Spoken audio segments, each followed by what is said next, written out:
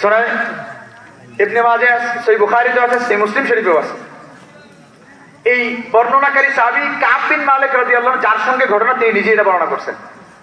হযরতে কাব বিন মালিক রাদিয়াল্লাহু তাআলা তিনি বর্ণনা করেন, মদিনার মধ্যে আমরা অবস্থান করি ৮ম হিজরি ৯ম হিজরির শুরুর দিকে।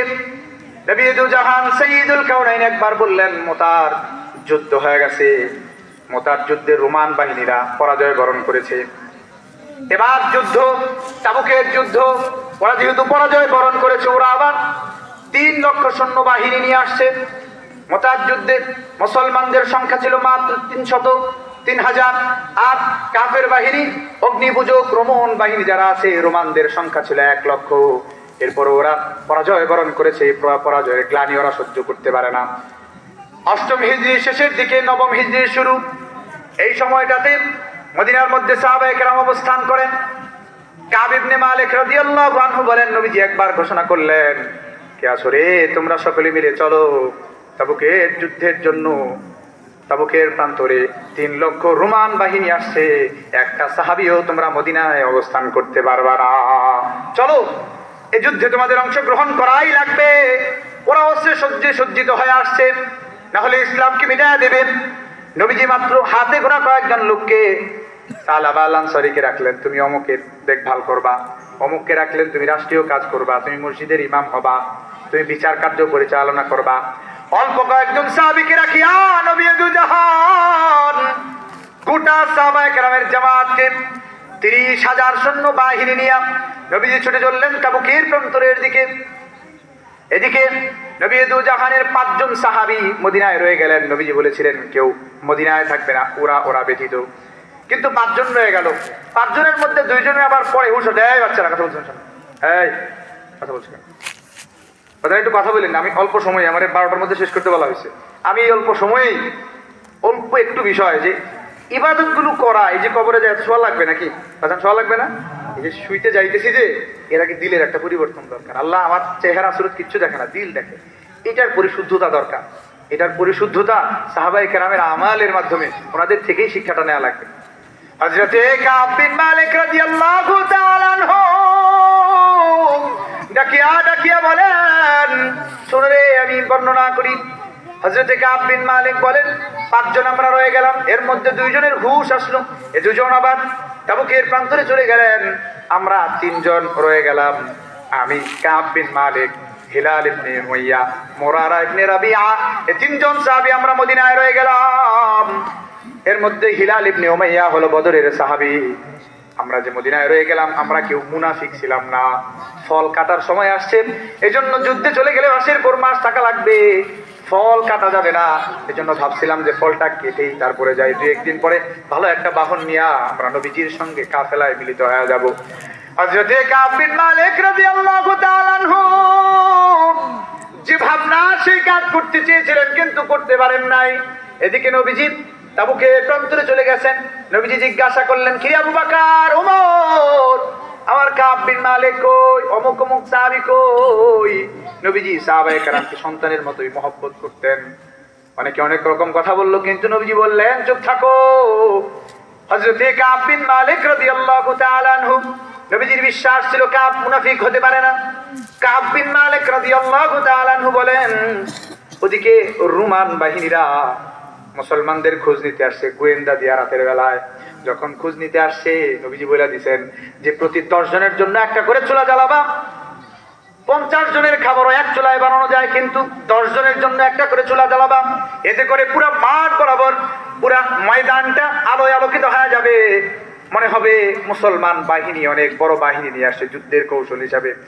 সকালবেলায় তাহাজ্জুদের সময় যখন মুসলমানেরা উঠেছে, গোয়েন্দা বাহিনী আসছে দেখার জন্য। রোমান বাহিনীর গোয়েন্দারা আইসা দেখে মুসলমান মিসওয়াক করে গাছের ঢাল দিয়া, এটা দেখা ওই রোমান বাহিনীর কাফেররা অগ্নিপূজকরা মনে করছে এটা আবার কোন জিনিস রে। সংবাদ দিছে গিয়া রোমান সম্রাটের কাছে। রোমান সম্রাট কয়, গতবারও জিততে পারি না, এবার হয়তো আগে তরবারি দিয়া কাটবে, তারপর দাঁত দিয়া চাবায়া চাবায়া আমাদের শেষ করবে, নিঃশেষ করবে। ওদের বিশ্বাস এমন, এখানে আর থাকা যাবে না। আল্লাহ পাক রব্বুল আলামিন কাফেরদের দিলে ভয় পয়দা করে দিয়েছেন, ওরা চলে গেছে। নবীজিও এবার ফিরে আসছেন। ফিরে তো আসছেন মদিনায়। যারা যায় নাই অনেক মুনাফিক সাহাবী ছিল। আসার পথে আল্লাহ তাআলা আয়াত নাযিল করে দিয়েছেন সূরা আনফালে, ইয়াতাযিরুনা ইলাইকুম ইযা রাজাতুম ইলাইহিম। নবী দু জাহান মদিনায় তো যাইতেছেন, বহু সাহাবী কিন্তু যুদ্ধে আসে নাই। অনেকজন আসবে, এ বলবে আমার হার্টে ব্যথা, আমার হাঁটুই ব্যথা, মাথার ব্যথা ছিল, জ্বর ছিল গো সাহাবী, নবীজি আমরা এই জন্য সাহাবী হয়ে আপনার সাথে যুক্ত হইতে পারি না, যাওয়া দরকার ছিল। নবীজি আপনি মনে করবেন যারা এই সমস্ত ওজর খাই করবে ওরা প্রত্যেকটা মুনাফিক মুনাফিক মুনাফিক। অনেকে আসতেছে ওজর খাই করতেছে, নবীজি কয় যাও বুঝছি, যাও আল্লাহ বলে দিচ্ছে, যাও কদ নাব্বানাল্লাহু বিআখবারিকুম, আল্লাহ তোমাদের ব্যাপারে বলে দিচ্ছেন, যাও যাও। কিন্তু কাব বিন মালিক আসছে, আগে ভাইবা আসছে, অনেক কিছু, অনেক তীক্ষ্ণ বুদ্ধির মানুষ ছিলেন, অনেক কথা বইলা মানুষকে কনভিন্স করতে পারতেন, পটায় ফেলতে পারতেন। কাব বিন মালিক বলেন আমি নবীজিরে যাই এমন কিছু বলতে চাইলাম যেটা দিয়ে আমার নবীজিরে আমি 9-6 বুঝ দিয়া আমি এই জায়গা থেকে, অবস্থান থেকে মুক্তি পাইতে যাচ্ছিলাম, পারতামও আমি।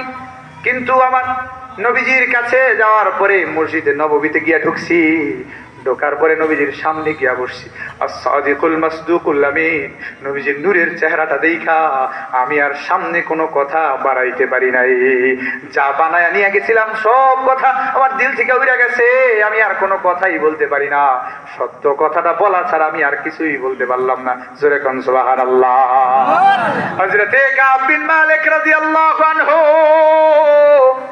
নবী দু জাহানকে ডাকিয়া ডাকিয়া আল্লাহ নবীকে বললেন, ইয়া রাসূলুল্লাহ যুদ্ধে যাই নাই। নবীজি বললেন কেন যাও নাই? কাব বিন মালিক বললেন এমনি যাই নাই, কোনো কারণ ছিল না, অলসতা করে গড়িমসি করে যাব করে করে আর আমার যাওয়া হয় নাই। এই যে ইবাদতের ব্যাপারে অবহেলা, বুঝেন ইবাদতের ব্যাপারে অবহেলা কেমন জিনিস। নবীজি ওই জামানায় সাহাবীদের সাথে এমন আচরণ করছেন আপনার আমার সঙ্গে। এখন যে আমার নামাজের ব্যাপারে অবহেলা, এখন যে আল্লাহর বিধানের ব্যাপারে আমার অবহেলা, নবীজি এখন থাকলে কি করতেন দেখেন। সহিহ বুখারীর বর্ণনা বলছি। কিন্তু হযরতে কাব বিন মালিক রাদিয়াল্লাহু আনহু বললেন, কাব রে যাও, তুমি আমার দরবার থেকে চলে যাও, তোমার ব্যাপারে আল্লাহর ফয়সালা আসার আগ পর্যন্ত তোমার সঙ্গে আমার কোনো কথা নাই, যাও। কাব বিন মালিক উঠা যায়, হিলাল ইবনে উমাইয়া, মুরারা ইবনে রাবিয়া উঠা যায়। নবী দু জাহান সাহাবায়ে কেরামের মধ্যে ঘোষণা করলেন, সাহাবায়ে কেরামের দল শুনো, একটা মানুষ কাব বিন মালিকের লঙ্গে কথা কইতে পারবি না। আমার আল্লাহর বয়কট আসছে, আল্লাহর আদেশের ব্যাপারে অবহেলা করছে। আল্লাহর আদেশ ফিরতি আদেশ আসার আগ পর্যন্ত কেউ কাব বিন মালিকের সঙ্গে কথা কইতে পারবি না। কেউ কাব বিন মালিকের সালাম দিবা না। কাব বিন মালিক যদি সালাম দেয়, সালামের জবাবও ফিরাইতে পারবা না। ওর সঙ্গে কোনো বেচা কেনা নাই, ওর সঙ্গে কোনো লেনদেন নাই, ওর সাথে কোনো কথাও বলা যাবে না। আল্লাহর নবী এমন নির্দেশনা দিয়ে দেওয়ার পরে কাব বিন মালিক রাদিয়াল্লাহু আনহু বলেন, আমি তো যুবক মানুষ, হিলাল ইবনে উমাইয়া তো বৃদ্ধ, মুরারা ইবনে রাবিয়া তো বৃদ্ধ, ওরা ঘরের মধ্যে বৈশা নিজেদেরকে আটকায় ফেলছে, ঘরের মধ্যে রোনাজারি করে কান্নাকাটি করে ওরা ঘর থেকে বেরোয় না। কিন্তু আমি কাব বিন মালিক তো যুবক মানুষ, নবীজির চেহারাটা দেখতে বড় মনে চায়, নবীর চেহারা দেখাটাও তো সবের কাজ, এইটা মনে করে আমি আমার ঘর থেকে বেরিয়ে যাই। নবীর চেহারা দেখাটাও সবের কাজ। নবী ইন্তেকাল করছে, নবীর ইন্তেকালের সংবাদ শুনিয়া নবীর এক সাহাবী আল্লাহর কাছে দোয়া করছে চোখের আলো লিয়ে যাওয়ার জন্য। রবিউল আউয়াল মাসে নবীজি তো পৃথিবী থেকে বিদায় নিলেন, ইন্তেকাল করলেন। নবী দু জাহান রবিউল আউয়াল মাসে যখন দুনিয়ার থেকে বিদায় মোবারক গ্রহণ করেন, এই সময়ের ঘটনা, খেজুরের বাগানে কাজ করছেন আল্লাহর নবীর একজন বিখ্যাত সাহাবী আব্দুল্লাহ ইবনে যায়েদ বিন আব্দি রাব্বিহি, খেজুরের বাগানে কাজ করতেছেন অত্যন্ত প্রখর রোদের মধ্যে। কে যেন বাদ দিয়া যায়, ডাকিয়া ডাকিয়া কয়, নবী নাই রে, নবী নাই রে, মদিনায় নবী ইন্তেকাল করে ইন্তাকালা ইলা রাহমাতিল্লাহ, আল্লাহর রহমতের দিকে যাত্রা করছে। পুরা জগৎটাকে অন্ধকার বানায়া রহমতের নবী আল্লাহর দিকে, রফিকে আলা পরম বন্ধুর দিকে যাত্রা করছে। আব্দুল্লাহ বিন যায়েদ বিন আব্দি রাব্বিহি ওই ঘোষণা শুনিয়া আল্লাহ পাক রব্বুল আলামিনকে ডাকিয়া ডাকিয়া বলছে, ও আমার আল্লাহ, যেই জমিনে, যেই মদিনায়, যেই মাটিতে আমার নবী নাই, যেই জমিনে আমার নবী নাই, ওই জমিনটাতে আমি আমার নবীর না দেখতে পারলে ওই জমিনের কোনো গাছপালা, তরুলতা, কোন নিয়ামত রাজি আমি দেখতে চাই না। ওগো আমার আল্লাহ, আমার নয়নের আলো আপনি দয়ালুর জান্নাতে, তখনই আমার নয়নের আলোটা ফিরে দিন যখন আমার নবীর সামনে আমার দাঁড় করাবেন। ওগো আমার আল্লাহ, আমার নয়নের আলোটা আপনি ফিরে দেন। হযরতে আব্দুল্লাহ ইবনে যায়েদ বিন আব্দ রাব্বিহি আল্লাহর কাছে দোয়া করছে। দোয়াটা এমন দাওয়াতে মুস্তাজাব, এমন কবুল দোয়া, সঙ্গে সঙ্গে আল্লাহ পাক রব্বুল আলামিন আব্দুল্লাহ বিন যায়েদ বিন আব্দ রাব্বিহির চোখের জ্যোতি কাইরা লইছে। আব্দুল্লাহ ইবনে যায়েদ বিন আব্দ রাব্বি নবীকে দেখতে পারবে না, এই ব্যথায় যে আল্লাহ আমার চোখটাকে আপনি নিয়ে নেন। কাব বিন মালিক বলেন, নবী আমারে দেখে না, নবী আমার দিকে তাকায় না, কিন্তু আমি তো নবীরে দেখবো। নবী দেখাও তো সওয়াবের কাজ, এজন্য আমি ঘর থেকে বেরিয়ে যাই। ঘর থেকে বেরিয়ে আমি মদিনার বাজারে যাই, কিন্তু একটা সাহাবীর সালাম দিলেও কেউ আবার সালামের জবাব দেয় না। কেমন অবস্থা আমার চলে। কোরআনে আল্লাহ বলেছেন, কাব বিন মালিক রাদিয়াল্লাহু আনহু নিজে বলছেন, আল্লাহ এটা কোরআনেও বলেছেন, ওয়া আলা সালাতাতিল লাযিনা খুল্লিফু হাত্তা ইযা দাকাত আলাইহিমুল আরদু, প্রশস্ত জমিটা আমাদের কাছে সংকীর্ণ হয়ে গেল। আপনার সঙ্গে কেউ কথা কয় না, আপনি চিন্তা করেন রামপুর বাজারের মানুষ কেউ আপনার সঙ্গে কথা কয় না, আপনার বয়কট করছে। কাব বিন মালিক বলেন, একটা আদেশ শুধু অমান্য করার কারণে, হেলায় খেলায় তুচ্ছ জ্ঞান করবার কারণে যাবো করে আর যাওয়া হয় নাই। আল্লাহর নবী কথা কয় না, সাহাবায়ে কেরামের সালাম দিলে সাহাবায়ে কেরাম সালামের জবাব লয় না। আমি মসজিদে নববীতে যাই, নামাজে দাঁড়াই, নবীজির দিকে আমি তাকায় থাকি, নবীজি আমার দিকে তাকায় না। কিন্তু যখন আমি নামাজে তাকাই, কেমন যেন আর চোখে নবীজি আমার দিকে তাকায় থাকে, আমি এটা বুঝি, কিন্তু নবীজি আমার সঙ্গে কথাও কয় না। 40টা দিন এভাবে অতিবাহিত হলো। 40টা দিন যাওয়ার পরে আল্লাহ পাক রব্বুল আলামিন নবী দু জাহানের কাছে শব্দ বিধান দিলেন। হাবিবে কিবরিয়া ডাকলেন, আমি আসলাম, এসে বললাম, ইয়া রাসূলুল্লাহ ওয়া ইয়া হাবিবাল্লাহ, হুজুর কি আদেশ আমার জন্য বলেন। ভাবছিলাম যে নবীজি হয়তো আমার তওবা কবুলের কথা বলবে। এতদিন রোনাজারি করছি, 40টা দিন আল্লাহর কাছে শুধু কান্নাই করে গেছি। সহিহ বুখারীর বর্ণনায় আসছে যে আমি কান্না করতে করতে আমার চোখের পানি শুকিয়ে গেছে। হযরত কাব বিন মালিক বলেন, নবীজি আমারে ডাক দিয়া কয়, কাব রে, বিধান আরো শক্ত হয়ে গেছে, বয়কট আরো লম্বা হবে।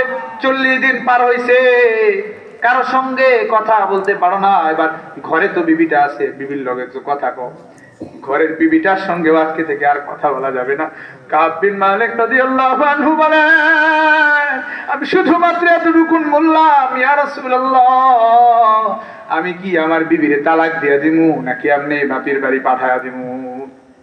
হযরতে কাব বিন মালিক রাদিয়াল্লাহু আনহুর প্রশ্নের জবাবে নবী বললেন, কাব রে, তালাক দেয়া লাগবে না, এমনি বিবিরে বাপের বাড়ি পাঠায়া দাও। হযরতে কাব বিন মালিক বলেন, আমি আমার ঘরে চলে আসলাম। ঘরে আসার পরে আমার দিলের ভিতর শুধু একটাই চিন্তা, এই বয়কট হালতে যদি আমার মরণ হয়ে যায়, বয়কট হালতে যদি আমি মরে যাই, কি অবস্থা হবে? আমি তো তওবা না পায়া মরলাম, নবীর জবান থেকে তওবার কথা শুনতে পারলাম, এটাতে একটা ভয় আমার। কিন্তু এর চাইতে আরো বড় ভয় আমার দিলে জন্মাইলো। আমি এটা চিন্তা করতে লাগলাম, আমি না মরা যদি আমার হাবিবের ইন্তেকাল হয়ে যায়, আমি যদি এরপরে আরো দীর্ঘ সময় বাঁচি, তাহলে তো আমার তওবা কবুলের ব্যাপারে আল্লাহর পক্ষ থেকে কোনো আয়াত আসার কোনো বিধান আসার সুযোগই আর থাকলো না। কাব বিন মালিক বলেন, আমি দিন রাত রোনাজারি করি, কান্না করি। মুহতারাম হাজিরিন, চিন্তা করে দেখেন, একবার নবীর সামনে গিয়ে দাঁড়ালেন। ফাকাইফা ইযা জিনা মিন কুল্লি উম্মাতিন বিশাহীদ ওয়া জিনা বিকা আলা উলাই শাহীদা। চিন্তা করেন একবার, পরে আল্লাহ বলেছেন, কিয়ামতের ময়দানে আপনার আমার হাবিবকে আল্লাহ তাআলা সুপারিশকারী হিসেবে দানকার করাবেন।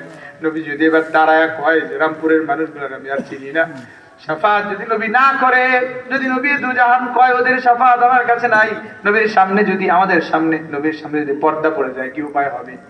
আল্লাহ যদি বলেন আমতাজুল ইয়াউমা আইয়ুহাল মুজরিমুন, এরে পাপাচার যা যা আমার দরবার থেকে বেরিয়ে যা, চোখের সামনে থেকে দূরে সরে যা। কি অবস্থা হবে শুধু এইটুকু ভাবেন আর চিন্তা করেন। এই যে কবরে আজকে গিয়া যিনি শুয়েছেন ওনার কিয়ামত এখন থেকে শুরু হয়েছে। মৃত্যু কিয়ামত, মৃত্যুটাই মানুষের জন্য কিয়ামতের শুরু। সম্মানিত হাজিরিন, বলছিলাম যে কাব বিন মালিক রাদিয়াল্লাহু আনহু এবার খুব চিন্তিত হয়ে পড়লেন। 50টা দিন এইভাবে অতিবাহিত হলো। 50টা দিন যাওয়ার পরে নবী জাহান আমায় ডাইকা ডাইকা কয়, সংবাদ পাঠাইছেন নবীজি, সকাল বেলায় আমি আমার বাড়ির ছাদের উপরে আমি নামাজ পড়ছিলাম, মসজিদে নববীতে আল্লাহর নবীর উপরে জিবরিল আমিনের মাধ্যমে ওহী আসছে। আল্লাহর নবী পয়গাম পাঠাইছেন, যাও কাব বিন মালিক, হিলাল ইবনে রাবিয়া, মুরারা ইবনে রাবিয়া, হিলাল ইবনে উমাইয়ার তওবা কবুলের সংবাদ শোনায়া দাও। জোরে কন্না সুবহানাল্লাহ। রোনাজারির মাধ্যমে ওরা আল্লাহ থেকে তওবা কবুলের ঘোষণা আনছেন। আল্লাহ আয়াত নাযিল করেছেন, ওয়া আলা সালাসাতিল লাযিনা কুল্লিফু। এজন্য একবার ভাবেন যে যদি মৃত্যু হয়ে যায় এতগুলো বিধান অমান্য করার কারণে, আর যদি নবী আমারে শাফাত না করে, আর যদি আল্লাহ তাআলা আমারে না চিনে সামনে থেকে যদি দূরে সরায়া যায়, জাহান্নাম যদি ওই মুহূর্তেই আমার জন্য নির্ধারিত হয়ে যায়, কি অবস্থা হবে বলেন?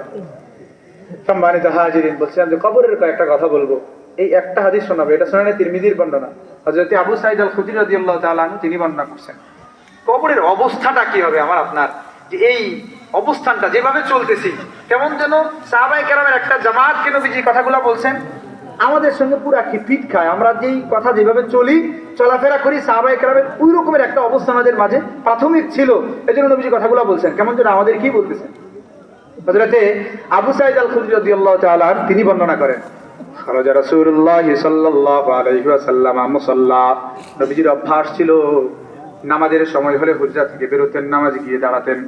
একবার নবীজি হুজরা থেকে বেরোলেন, বেরোনোর পরে নবী দু জাহান সাইয়্যিদুল কাউনাইন নামাজগাহে যাবেন, মুসল্লায় গিয়ে দাঁড়াবেন, নামাজ পড়াবেন। নবীজি এবার আলো দিয়েছেন, তাকায়া দেখলেন ফারান নাস ইয়াক্তাশিরুন, কিছু মানুষকে নবী দেখলেন মসজিদে বসে অট্টহাসি দিচ্ছে। এই কিনা আমরা কেমন যেন মসজিদে বসে আমরা হট্টগোল শুরু করি, মসজিদের মধ্যে আমরা নানান কথাবার্তা বলি। সাহাবায়ে কেরামের একটা যুবকদের একটা জামাত এভাবে করে করে ওরা অট্টহাসি দিচ্ছে, কথাবার্তা বলতেছে। ফারান নাস ইয়াক্তাশিরুন, সাহাবায়ে কেরামের একটা জামাতকে নবীজি দেখলেন অট্টহাসি দেয়, গল্প গুজব করেন, উচ্চ আওয়াজে কথা বলেন।